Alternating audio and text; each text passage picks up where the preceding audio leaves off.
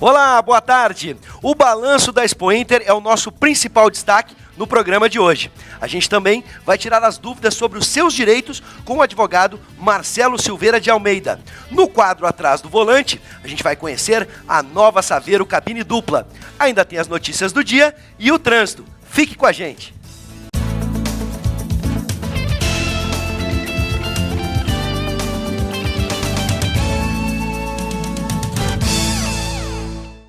O acampamento Farroupilha já começou. Boa tarde, Fernando Perdigão. Quantas pessoas devem passar pelo parque? Boa tarde, Bives. Boa tarde a todos. Bom, os coordenadores, Bives, esperam um público de 700 mil pessoas até o encerramento no dia 21 de setembro. A abertura oficial acontece nesse final de semana. No site da Prefeitura você encontra mais informações sobre a programação do acampamento.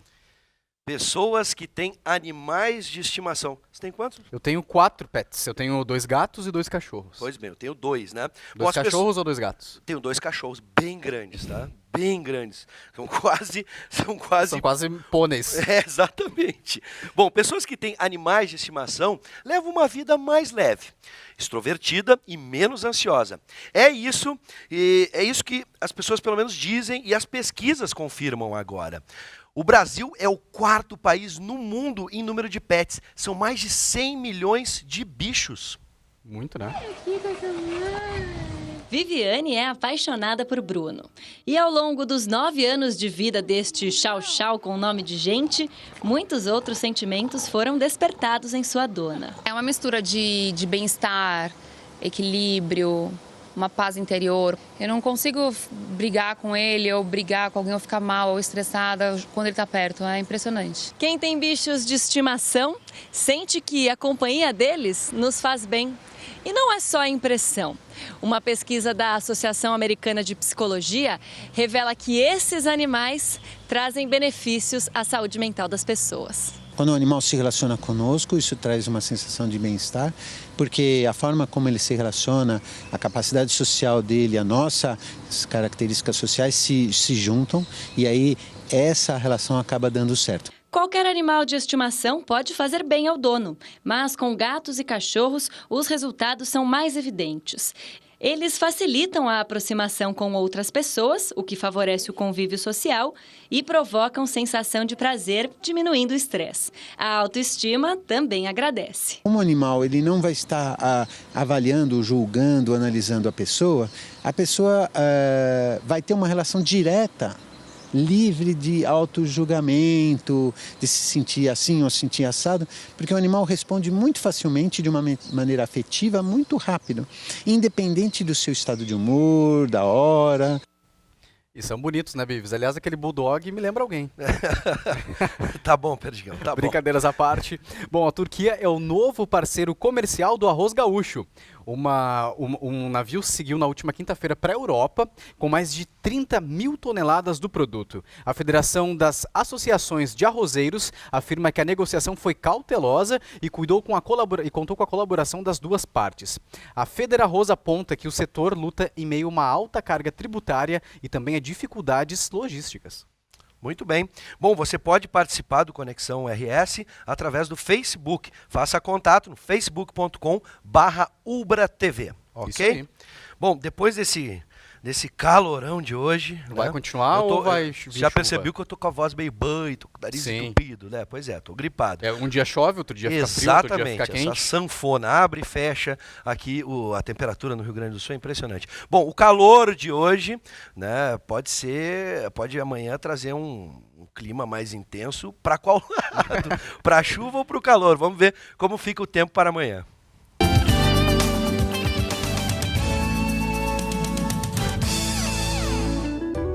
A terça-feira será de sol com algumas nuvens em praticamente todo o estado. A previsão de chuva rápida durante o dia e a noite na região sul, Campanha e fronteira oeste. A temperatura mínima fica entre os 14 e 15 graus. A máxima oscila entre 26 e 32 graus. 2 bilhões e 700 milhões de reais foi o volume de negócios na Expo Inter deste ano. O número é 17% mais baixo que os mais de 3 bilhões registrados no ano passado. Mesmo assim, o montante foi considerado satisfatório pelas entidades que comercializam no parque. Bom, e é sobre esse balanço da Expo Inter que a gente conversa agora com o subsecretário do Parque Assis Brasil, Adelicel. Boa tarde, seja muito bem-vindo ao programa. Boa tarde, é um prazer estar aqui com vocês um dia após essa memorável 37ª Expo Inter. De fato, os valores das máquinas, dos animais, foi um pouco menor que no ano passado. Ano passado foi um ano completamente atípico, então quem comprou uma máquina com grande inovação tecnológica não vai comprar esse ano de novo. Se nós pegarmos as médias dos últimos 4 anos, esse ano foi o grande ano, porque ano passado foi uma exceção. Então todo mundo está muito feliz porque vendeu muito mais que no ano passado. E nós temos que computar não apenas os animais e as máquinas, mas a agricultura familiar vendeu quase 60% a mais. O artesanato subiu enormemente. E eu digo o seguinte, o pessoal comprou carro de cegonha.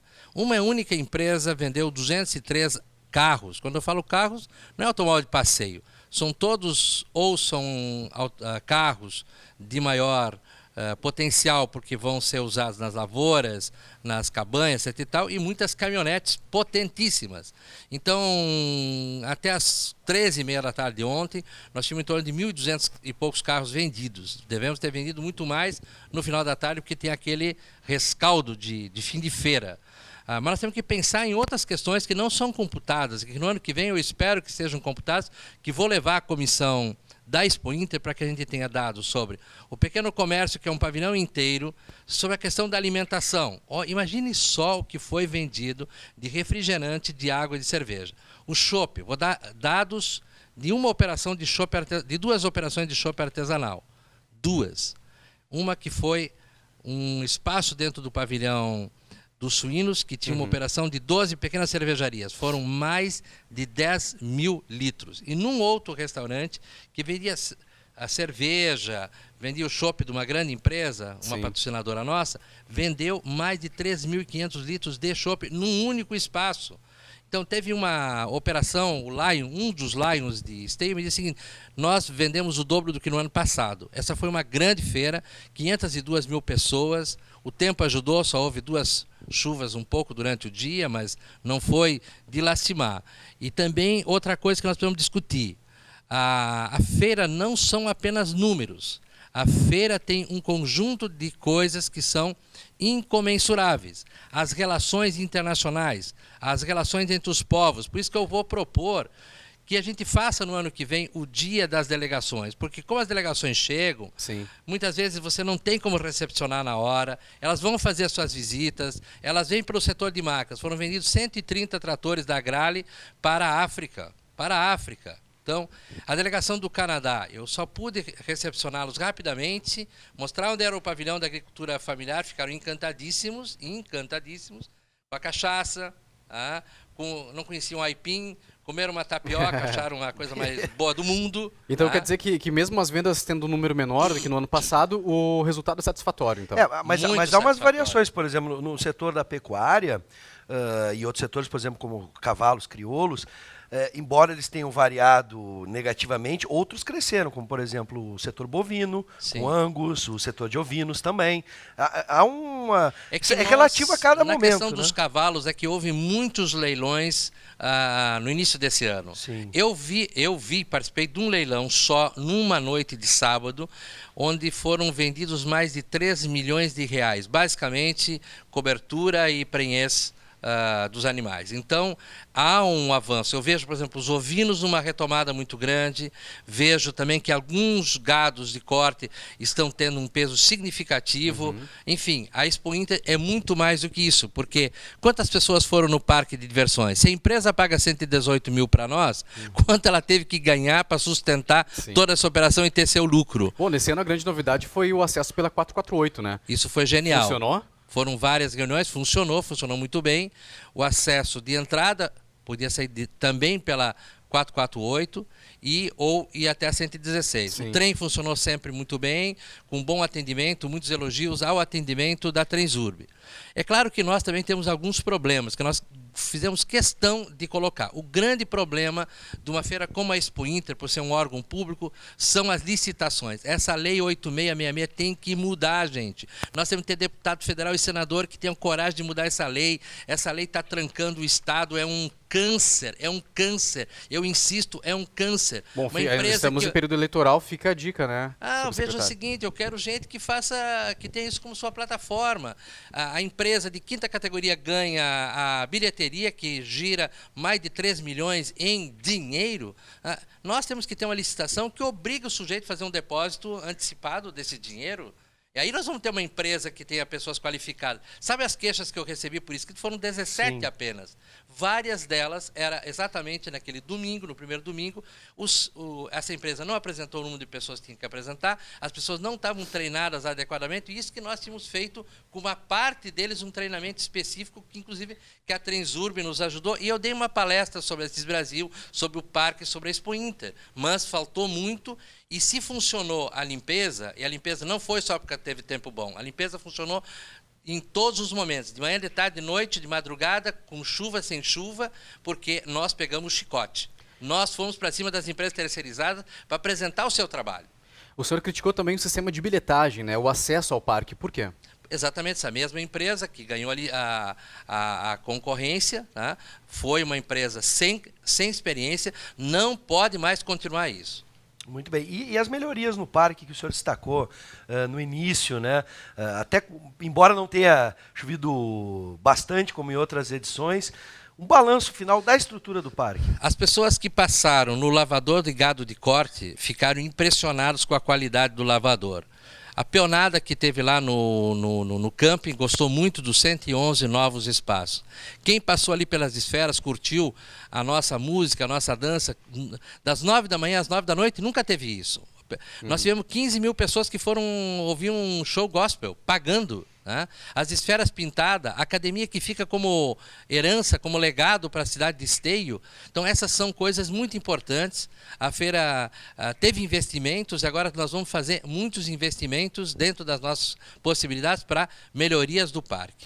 Bom, a queda da venda de máquinas e implementos agrícolas caiu um pouco, né, esse ano, né? Se deve a que fator? Os produtores rurais estão mais equipados, estão com equipamentos mais novos, como o senhor acabou de falar, né? Ou eles estão deixando para comprar no ano que vem? Eu acho que como teve esse pico do ano passado, eu ouvi esses comentários, quem comprou uma máquina de alta tecnologia ano passado, essas máquinas não têm um desgaste ainda. Então, se comparar lá com 2011, vamos pegar os últimos 4 anos, vendeu 800 e poucos mil, não chegou a 1 milhão. Então, 2.700 é muito dinheiro, isso é muito acima da média normal. Sim. De venda de máquinas. Então há um incremento. E no ano que vem nós teremos um espaço maior dos Simers. E esse ano, como não houve alagamento, foi tudo seco, sem nenhum problema, as pessoas foram olhar as máquinas, as pessoas puderam circular. Veja o seguinte, pela primeira vez tinha uma maquineta pequena aqui de Novo Hamburgo, uma empresa de máquina de descascar aipim. É claro que o sujeito não chega lá a primeira vez, vê aquela maquininha de R$ 6.900 e compra, mas toda pessoa ficou interessada. As pessoas vão começar a comentar sobre isso. É uma coisa muito minúscula, mas também tinham máquinas de alguns milhões de reais lá presentes. Muito bem. Agora, vou pegar o gancho na seca, né? Sim. O Brasil vive, em certas regiões do país, como o Nordeste e a região Sudeste, uma seca muito grande. Sistemas de irrigação. Essa área dentro da Expo Inter teve destaque? Teve. Eu acho que é o 4º ano consecutivo que nós temos a quadra da irrigação, foi o xodó. O governador, inclusive, fez questão de fazer a visita no primeiro dia, a quadra da irrigação. Altíssima tecnologia, toda do Rio Grande do Sul, toda ela do Rio Grande do Sul. É a grande vedete dessa feira, mais uma vez, os pivôs, o material de irrigação. Isso é necessário no Rio Grande do Sul porque nós temos esses picos. Chove às vezes demais e dá uma seca muito grande. Para equilibrar tudo isso, nós temos que trabalhar com boa sudagem para segurar as águas em alguns momentos. Nós temos que trabalhar com a irrigação. A política de irrigação é fundamental. E na questão dos animais, é o nosso trabalho com o Dissemina, que com mais de 120 caminhonetes está indo para o interior do estado, trazendo o que há de melhor de genética para o Rio Grande do Sul. Os animais diminuíram um pouco em quantidade também pelo seguinte: as pessoas só vão lá com os animais para disputar o animal que vai para leilão. Sim. Ninguém leva mais animal fortuitamente. Tem um custo, tem um desgaste do animal, entendeu? É difícil, você tem custo, tem peão para cuidar, tem que estar ali do lado, dando alimentação adequada. Agora, estender Expo Inter por mais uma semana não aumentaria o volume de negócios?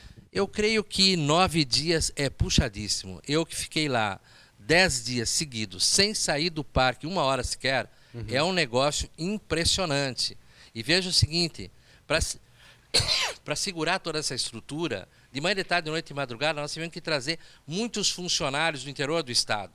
Não tem como fazer uma Expo Inter, e às vezes os órgãos de controle do estado não entendem isso, com serviço meramente terceirizado. Sim. Quem sabe cuidar de animal, quem sabe fazer essa entrada e saída de animal são técnicos agrícolas, são os vacinadores, são as pessoas da secretaria, que hoje, inclusive, amanhã de manhã estão voltando, muitos deles para suas cidades. Isso é fundamental nesse processo todo. Muito bem. E o Sicredi não chegou a emprestar todo o valor de crédito previsto em 280 milhões. Pergunto para o doutor Adeli, vamos pensar assim, não é o momento do país também essa situação para investimento, corrida eleitoral, pós-Copa do Mundo, não tem relação nenhuma? Tem. Ou os negócios... E já engancho com uma outra pergunta. A Expo Inter também não serve só para que os negócios sejam realizados na Expo Inter, mas potencializar os negócios durante o ano. Negócio. Veja o seguinte, é claro que tem a ver, nós estamos exatamente a 30 dias do pleito eleitoral. Então, evidentemente, tem um certo temor. Então, as pessoas estão um pouquinho mais devagar nos seus negócios. Então, tem uma certa... Trancou um pouquinho. Por isso que eu digo, os resultados são excelentes. Nós tivemos uma Copa, tá, que trancou um pouco algumas questões, tá?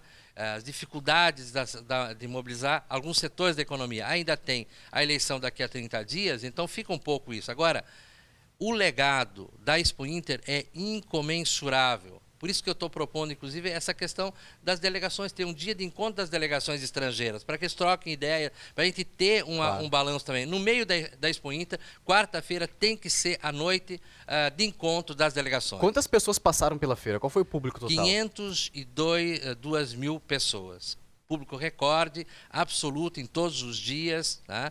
E essa vez a contagem é real, porque tem todas as catracas só no portão 4, no ano que vem tem que ter catraca, tá? Porque é ali que entram todos os músicos, todos os órgãos públicos, o pessoal que vem para reuniões, delegações, autoridades, tá? Então, nós fizemos uma contagem, evidentemente, tá? Mas tem que ter um rigor absoluto, que é a catraca, para não ter dúvidas sobre a lisura dos números. Isso eu acho fundamental. Então tá bom, a gente agradece a sua vinda até o programa, subsecretário do Parque Assis Brasil, Adelicel. Está convidado para retornar aqui o ano que vem para falar mais de Expo Inter e no meio do ano também para falar sobre as novidades da próxima edição. O ano que vem, eu não sei. A minha tarefa eu fiz até agora, vou continuar para fazer parabéns. O parque o ano inteiro. Tá bom, muito obrigado e parabéns pelo êxito nessa Expo Inter, né? Parabéns para todos nós, é um patrimônio do Rio Grande do Sul. Bom, no próximo bloco a gente discute a cobertura da imprensa no caso da torcedora do Grêmio.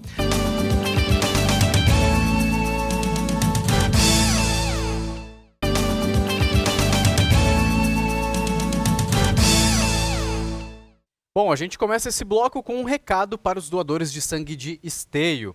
A unidade móvel do Hemocentro do Estado vai estar amanhã, das 9 da manhã até as 4 da tarde, na Rua Coberta para doar. É preciso ter, então, entre 18 e 55 anos, estar em bom estado de saúde e doe, porque o Hemocentro está precisando. Lembra, sexta-feira nós fizemos um pedido, tivemos aqui uma representante do Hemocentro, e a situação sempre é delicada. Então, se você puder fazer isso constantemente... Não esqueça de levar sua carteira de identidade ou documento com foto. Dentro das orientações que eles passam no Hemocentro. Isso. Bom, um levantamento do INSS mostra que, desde 2009, o afastamento do trabalho pelo consumo de drogas aumentou quase 85%.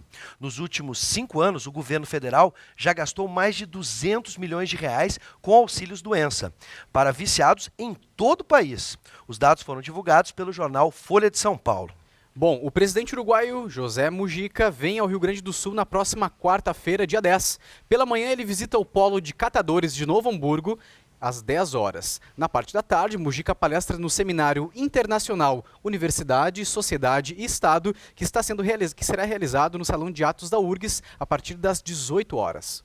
Segunda-feira é o dia do quadro Atrás do Volante. Então vamos lá para a redação conversar com Guilherme Roquette.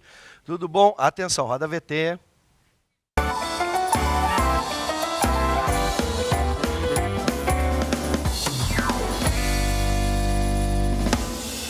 Olá, Bives, olá, Perdigão. Pois é, hoje a gente vai falar de um segmento que é tipicamente brasileiro. Começou aqui no Brasil, lá quando a Fiat resolveu fazer uma versão picape da 147, do Fiat 147. Depois disso surgiu a Pampa da Ford, a Chevy da GM e também a Saveiro da Volkswagen, e é dela que a gente vai falar hoje.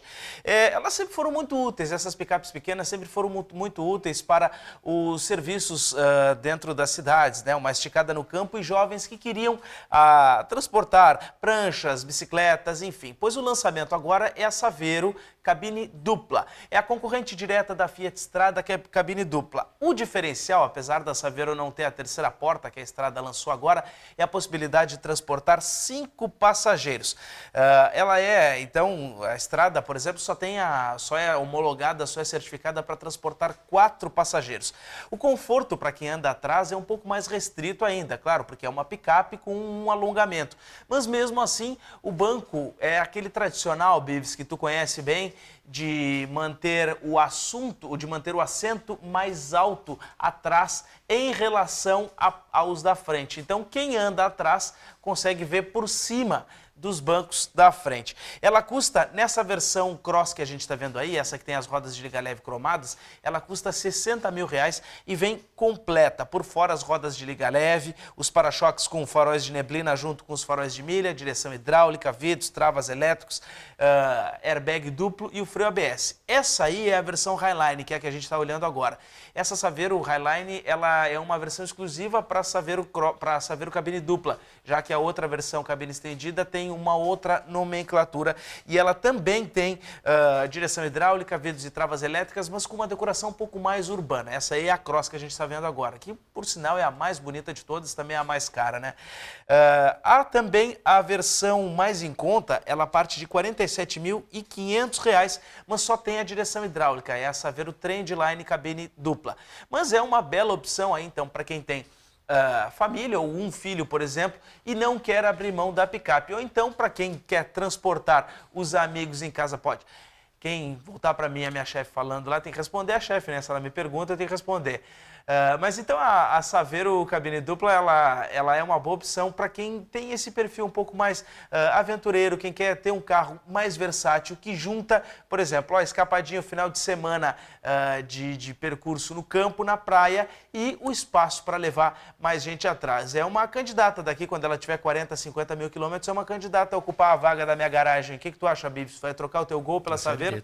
O Bives não estava olhando a Saveiro, porque ele estava procurando uma informação para daqui a pouquinho no programa para a gente debater. Bom, mas bom, com parabéns. certeza, na minha garagem, Guilherme... Eu também estou sem dinheiro para comprar a Saveiro agora, no momento. Mas com certeza a minha garagem é uma concorrente. Tem bastante filho, tem bastante espaço. Tem bastante espaço. Assim que eu tiver verba, pensarei muito na Saveiro. Bom, nós acabamos de falar, aliás, que o Brasil é o 4º país no mundo inteiro a ter o maior número de pets. Também é uma oportunidade, né, Guilherme, para levar os pets para passear. Por exemplo, vai levar de casa para Redenção, para o gasômetro, já é uma boa alternativa, né? É verdade, eu tinha uma picape pequena, era justamente uma Saveiro mais antiga um tempo atrás, e para levar o cachorro era a melhor coisa que tinha. Imagina um labrador dentro de um Gol, não tem condições. Não tem condições. Né? Saveiro. Então tá bom, Guilherme, muito obrigado. Obrigado, até mais. Até mais, boa noite. Bom, o caso de racismo, né? O caso de racismo que envolveu uma torcedora do Grêmio e o goleiro do Santos, o goleiro Aranha, repercutiu na imprensa e nas redes sociais durante toda a semana que passou. Você acha que a menina foi julgada pela mídia ou a condenação vai se dar através realmente da justiça? Bom, a gente conversa com o professor de jornalismo da UBRA, Davidson Campos. Boa noite, seja bem-vindo, professor. Boa noite, obrigado pelo convite. Muito bem. Eu estava aqui, professor, procurando para agregar uma informação. Aconteceu na Série D do Campeonato Brasileiro, nesse final de semana, no jogo entre Tombense e Operário do Mato Grosso, no estádio Almeidão, em Tombos. O goleiro Igor, da equipe visitante, afirmou ter sido chamado de macaco e aranha, curiosamente envolvendo já, fazendo uma referência direta. O goleiro do Operário foi expulso do jogo após chutar uma bola em direção ao torcedor que ele apontou para a polícia e para a arbitragem que teria proferido essas palavras durante a partida. Os dois foram para a delegacia e, nesse caso, foram autuados por ofensa verbal. Não se configurou a injúria racial. Então, bom, a partir de agora, a mídia também vai buscar esses fatos em qualquer divisão, Série D, Série C, Série B. Professor, como é que o senhor avalia inicialmente a relação da mídia com esse caso? Houve algum tipo de excesso? Houve uma condenação prévia? Ou a mídia fez o seu papel? E eu já emendo uma pergunta, por que até então a gente tinha poucos casos sendo à mostra na mídia, casos de racismo? É verdade. Bom, por favor, é um leque de perguntas, mas a gente vai durante o debate aqui te trazendo novas informações. A primeira coisa que é importante a gente observar é que a visibilidade que o futebol tem na nossa sociedade, né, tendo canais exclusivos, tratando de futebol, ocupando grande parte da programação das rádios jornalísticas, inclusive, faz com que se torne um local importante, né, de visibilidade de diversas ocorrências, diversas discussões que estão no social, mas que acabam sobressaindo, assim, porque o objetivo principal ali é o esporte, várias outras coisas acabam acontecendo, como a violência da torcida, como as questões de racismo que têm sido mostradas.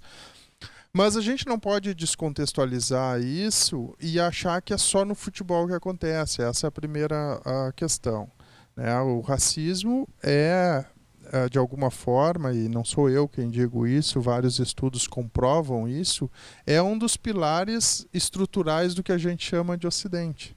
O Ocidente só se construiu como ele é, porque desde o primeiro momento teve o cidadão, né, grego, e o resto, né? E de alguma forma essa relação, esse tipo de organização vai perpassar todas as sociedades que vão se desenvolver no que a gente chama de Ocidente.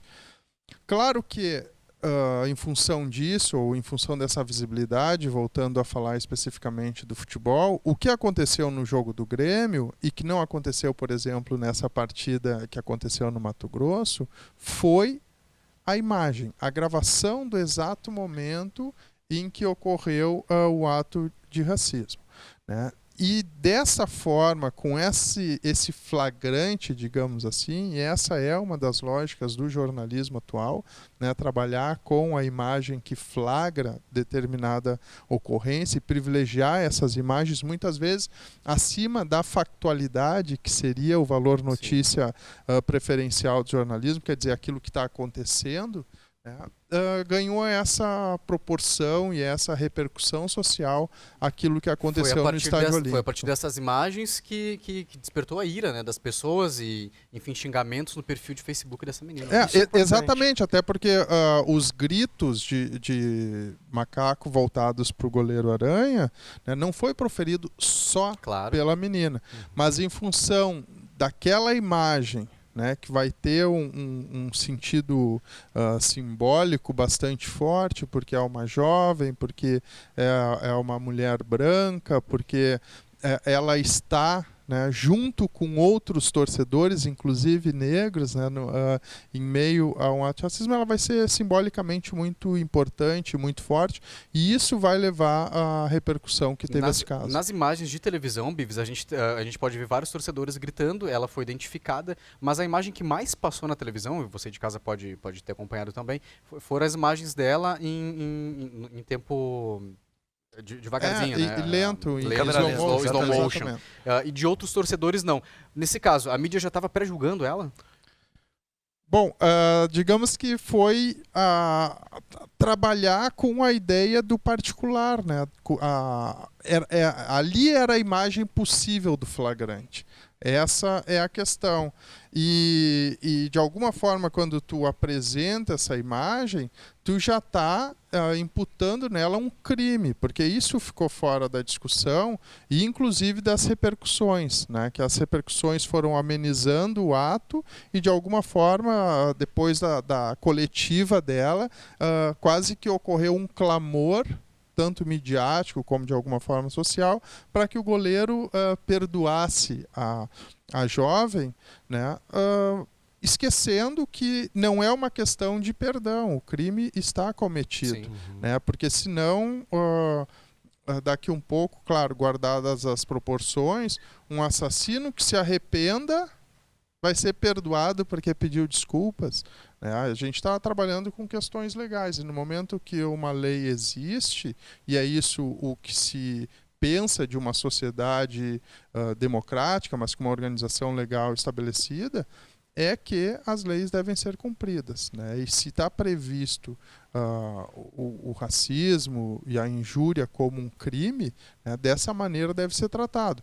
Claro que vários outros, talvez centenas ou dezenas de outros torcedores gritavam a mesma coisa, mas o flagrante foi dado nessa jovem, infelizmente. E de alguma forma grande parte da responsabilidade vai cair sobre ela, como, volto a dizer, guardadas as proporções, se ocorre um assalto, se alguém fica para trás e é preso, ele é responsabilizado por isso, né? Os outros que fogem talvez nunca sejam responsabilizados. Agora, professor, analisando a mídia, né? Estamos aqui para analisar inicialmente a mídia.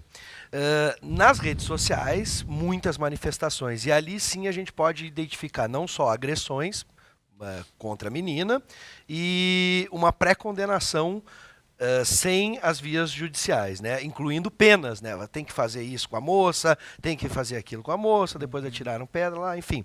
Quando a gente analisa a mídia, a gente pode incluir as redes sociais, até porque, se o Perdigão lembrar, umas semanas antes nós discutimos o tema e eu acabei apresentando na redação flagrantes que estavam rolando nas redes sociais, as pessoas registrando através do celular e publicando nas redes sociais. E aí, a partir das redes sociais, foram para os telejornais, incluindo este programa.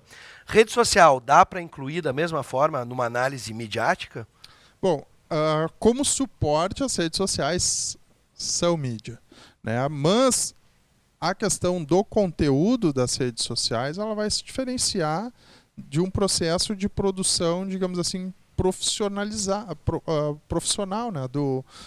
Da produção de informação. Por quê? Porque as redes sociais se estabelecem as relações a partir de posicionamentos pessoais, né? A partir do que eu acho e a partir da opinião, muitas vezes não embasada e na maioria das vezes a partir do senso comum, né? A partir das relações assim, não pensadas e não medidas. E agora, a mídia com selo jornalístico, e aí eu vou incluir também, né, os perfis de profissionais do jornalismo, né, se imagina que trabalhem a partir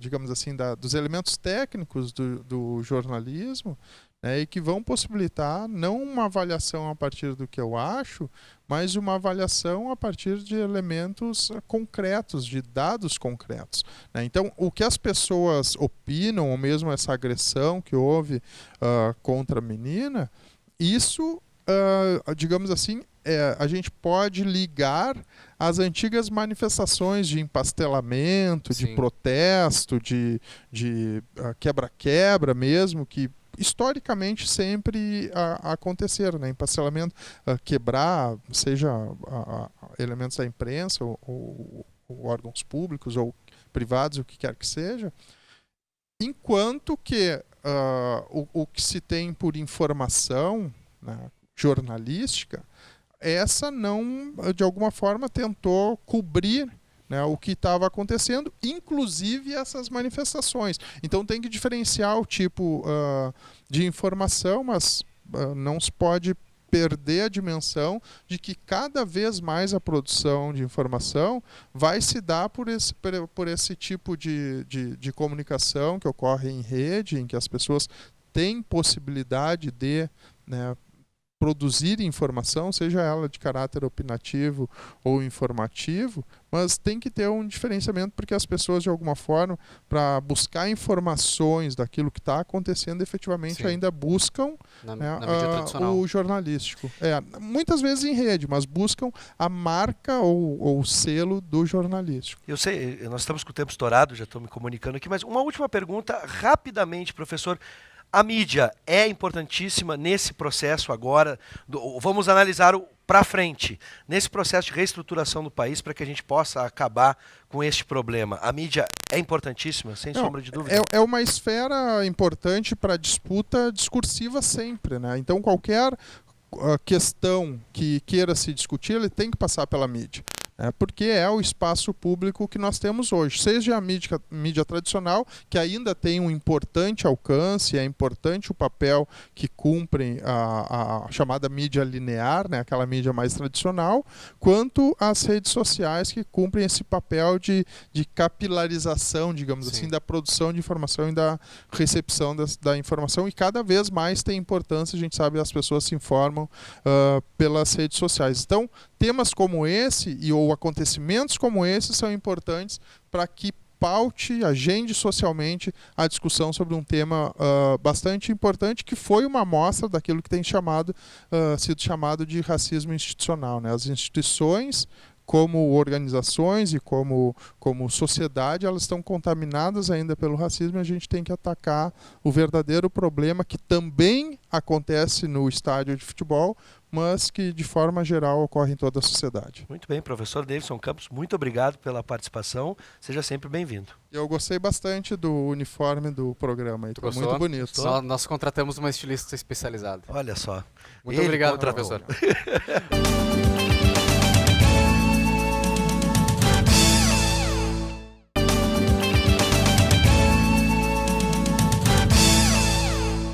Bom, um novo golpe chega pelo correio, Bives. São multas falsas que vêm com um aviso de recebimento e exigem a assinatura do proprietário.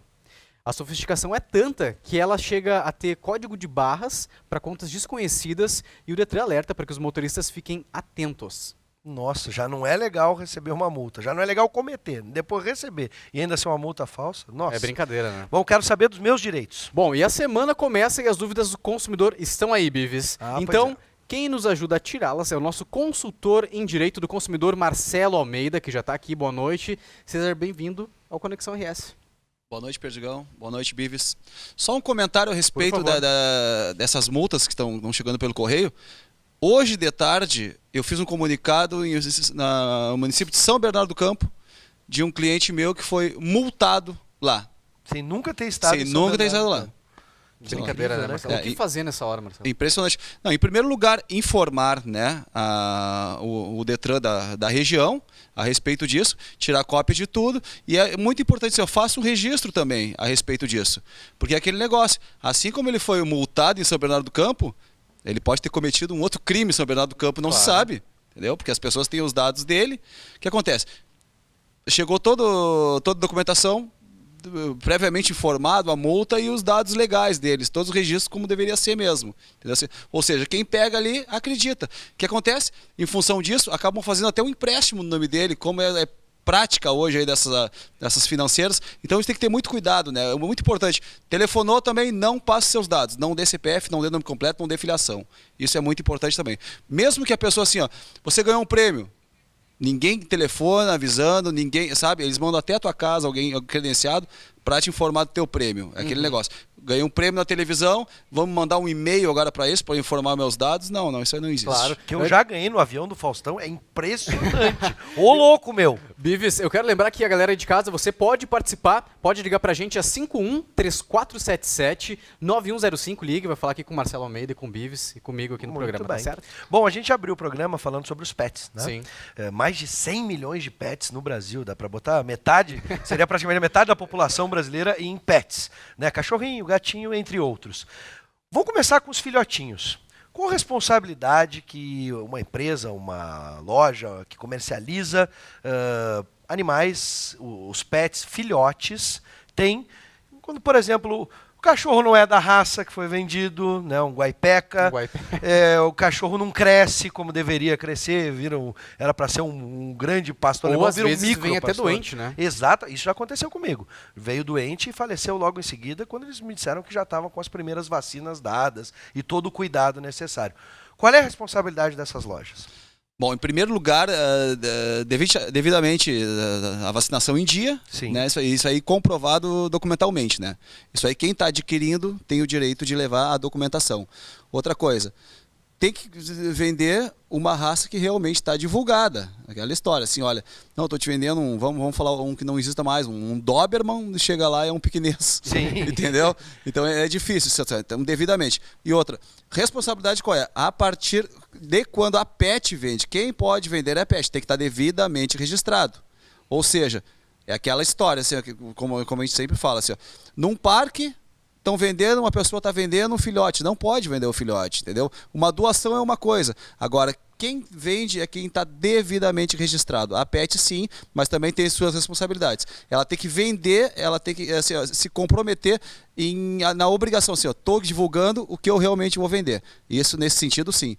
Agora, aquele problema assim, olha, não, ele foi vacinado, então vamos comprovar que foi vacinado, né? Esse detalhe. Sim, então é muito importante o consumidor adquirir o animal, leva consigo todos os documentos. Esses cachorros que vendem na praça, na Redenção, isso é legal. Está dizendo que comprou um cachorrinho na Redenção, então eles não podem comprar. Isso é não, legal. Eles não podem comprar, porque assim, ó, aquele negócio, para comercializar, tu tem que ter um CNPJ. Sim. Assim, ó, tu tem que ter um estabelecimento afim daquilo ali. Ou seja, assim, ó, não adianta assim, eu não posso ter um CNPJ também de uma vidraçaria e vender cachorro. Não tem nada a ver uma coisa com a outra. Entendeu? Tem que ser um CNPJ devidamente registrado, a pet shop. Aí sim. Agora, Marcelo, no caso do Beavis, por exemplo, comprou o bichinho, comprou o filhotinho bonitinho. Que susto, cara. Eu achei que ele, no caso do Beavis, comprei um pet, botei aqui do meu lado. No teu caso, que comprou um filhotinho, tá bom. O filhotinho morreu logo em seguida. Ou tu comprou um filhotinho, ele não é da raça que tu queria, por exemplo, cresceu a mais do que normalmente a raça cresce. Mas aí tu já te apegou com o bichinho, né? Não tem como não se apegar. O que fazer? Pede danos morais somente? Porque tu não vai devolver o bichinho que tu já te apegou e nem pegar um segundo bichinho, né? Essa questão do dano moral, e aí fica muito difícil de fazer uma prova em função disso. Por que fica muito difícil? Porque se o Beavis adquiriu um cachorro e cresceu e ele já se apegou ao cachorro, ele não sofreu um dano. Sim. Entendeu? Ele não ficou abalado Sim. moralmente. Ou seja, o que ele pode ter tido na época é um mero aborrecimento, o que sem dúvida nenhuma não iria reverter ao consumidor um dano, né? Esse que é o detalhe. Agora é muito importante o seguinte, ó, vamos ver o que a gente está comprando. E também é o seguinte, ó, devidamente vacinado sempre e documentado. Aí sim a nossa prova documental que a gente tem, né, para qualquer discussão num litígio. Sim. No meu caso era para ser de apartamento, mas eu cresci demais, né? Dá para ver que eu comi demais. Não deu muito certo. Ninguém vai me devolver agora. Quero lembrar que você pode ligar 3477-9105, o telefone está aparecendo na sua tela. O Marcelo Almeida está aqui para tirar suas dúvidas sobre o direito do consumidor. Bom, Marcelo, hoje circulou a notícia nas redes sociais de uma mulher que encontrou um rato morto dentro de uma caixa de leite. Agora, nesses casos, de quem é a responsabilidade? Como o cliente deve proceder se encontrar alguma irregularidade num produto depois de abrir ele em casa? Deixa bem claro que tu mudou de assunto. Ela não comprou um pet, tá?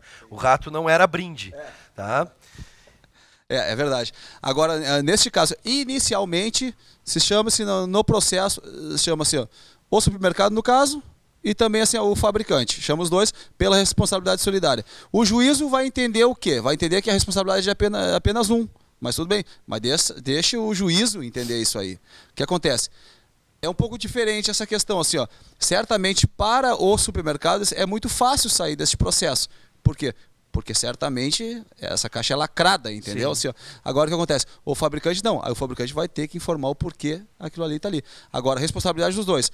Passe primeiro na delegacia do consumidor, registre o boletim de ocorrência, depois procure o Poder Judiciário. No caso do supermercado também, semana passada, um registro nas redes sociais de uma foto no setor de fiambres. Sim. Com um pequeno camundongo. Um camundongo. Exatamente. O que a gente faz? Um camundongo. É a mesma coisa. A denúncia na vigilância sanitária também. Sim. Procura o Poder Mas Judiciário. pode procurar o PROCON também? Pode procurar o PROCON. Só que o PROCON, a gente vai buscar o PROCON, que é um processo administrativo. Ele não vai reverter nada em valor para o consumidor se sentiu lesado. Sim. Entendeu? Ou seja, ele vai avaliar a conduta da empresa, aí sim, vai aplicar uma multa da empresa. Mas perfeitamente, procura. Nós temos uma ligação, Marcelo, no 3477-9105, ao Christopher de Charqueadas. Boa tarde, Christopher, tudo bom? Boa tarde, tudo bom? Tudo. Pode fazer sua pergunta para o Marcelo, por favor. Eu fiz a contratação da linha telefônica e internet da Oi em março e faz 6 meses que eles estão para instalar a internet e a linha telefônica até hoje não instalaram nada aqui. E estou com cobranças pendentes já. E sempre quando eu ligo para lá, reclamo, eles me dizem que vão fazer a ligação em 7 dias úteis para me esperar. Certo. O que eu faço sobre isso? Obrigado, Christopher. Marcelo vai responder tua dúvida. 6 viu? meses já contratou e ainda não recebeu a instalação. E já está cobrando, já está Claro, sendo cobrado. É muito mais tempo do que 7 dias úteis, né? Com Vocês certeza. têm os 7 dias Claro. úteis para fazer a instalação. Ou seja, assim, ó, olha, não vou fazer a instalação, então mande uma correspondência para o consumidor informando que não vai instalar. Ponto, tá resolvido. Agora, é impressionante, ó, essa parte financeira funciona. Sim. Sabe, o DOC indo para lá, a fatura indo para lá, assim, ó, o que acontece? Tá caracterizado um dano para ele aí. Eu dou um conselho para ele. Recorra até o Procon Municipal, Charqueadas tem o Procon Municipal também.